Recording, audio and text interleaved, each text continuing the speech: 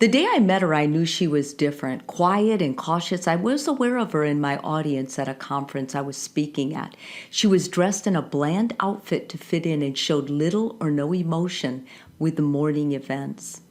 She disappeared after the talk, but 2 days later she sent an email asking me what I knew about brainwashing.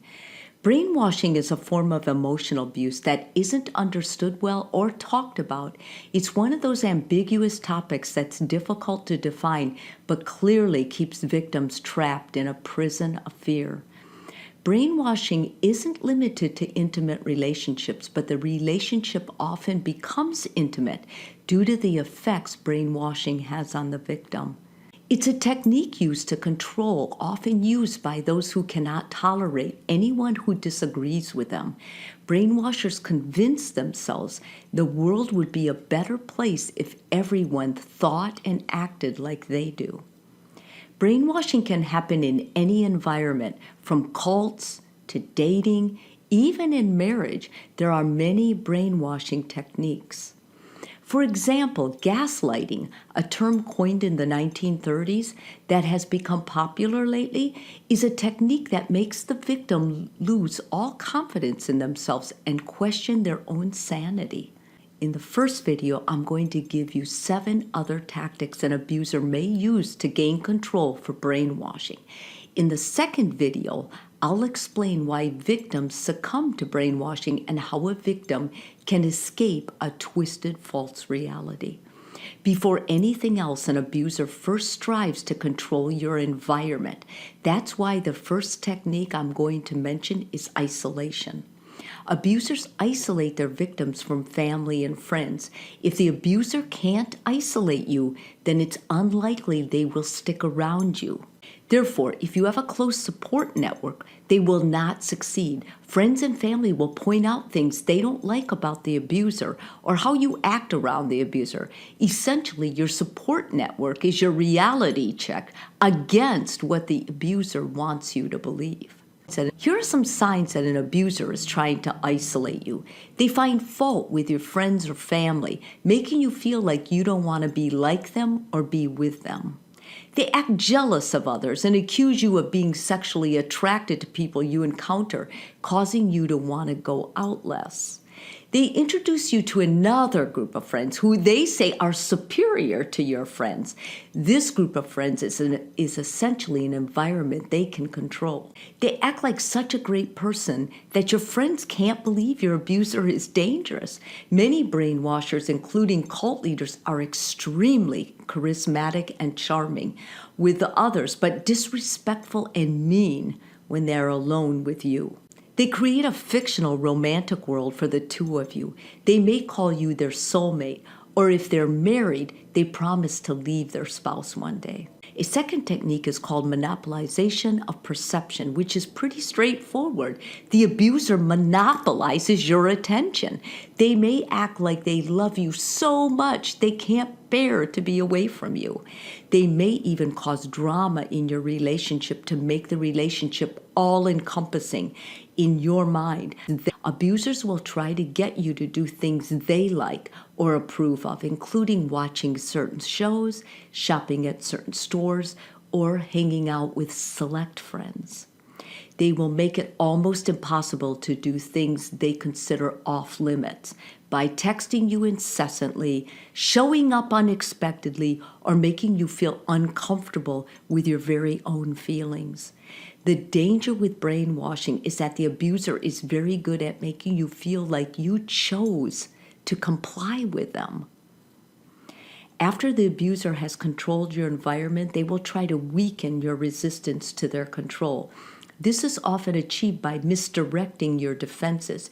You become exhausted with your own introspection and you give in. The abuser may announce certain emotions are unacceptable or make fun of you for feeling certain things. They might say that you have no right to be angry or frightened, to cry, or to find humor in anything other than sarcasm. They keep you busy meeting their high standards of beauty, cleanliness, holiness, or parenting. They may add responsibilities to your life that are above and beyond what is usually expected in a healthy relationship. They may threaten to do something that you don't like or make you feel horrible, like abruptly leaving a family event or saying something embarrassing in public. Abusers may also give impossible or unreasonable ultimatums. Not everything is cruelty and conflict with an abuser, though. Another technique of control is offering occasional indulgences. They may do something especially kind or allow you temporary freedoms for being good or complying with their demands. In the cycle of abuse, the period of indulgences is known as the honeymoon period, which follows an episode of intense emotional, verbal, or physical abuse. These intermittent treats happen when the abuser feels they're pushing you too hard and senses that you've had enough or are gaining insight into their pathology. Most abusers stalk you during the relationship by using their friends or even your own family and friends. They take credit for good things that happen to you. Your abuser may seem like he or she is everywhere and you do not have 1 second to yourself. Abusers also display omnipotence by berating you. Nothing you say or do will stop the verbal punishment, and you begin feeling as though you deserve it.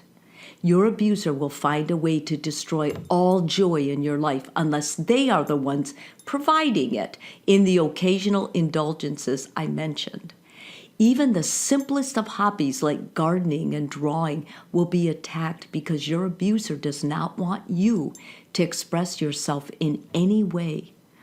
To remove the joy associated with a hobby, they will control how you do your hobbies. They point out what's wrong with the way you do it, like if you're using the wrong paint or the wrong fertilizer. Soon, you don't enjoy anything because you're convinced you aren't good at it.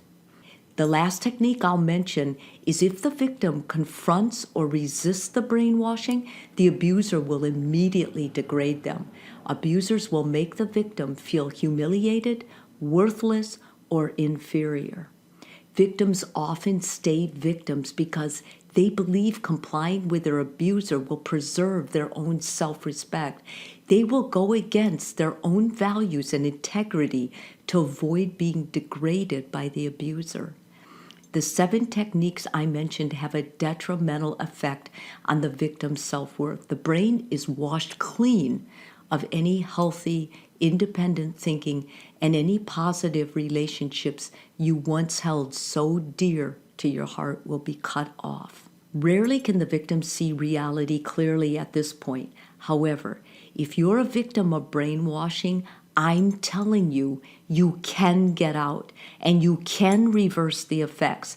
In my next video, I'll show you how to escape a false reality and reclaim yourself. Remember, change your reaction, change your world.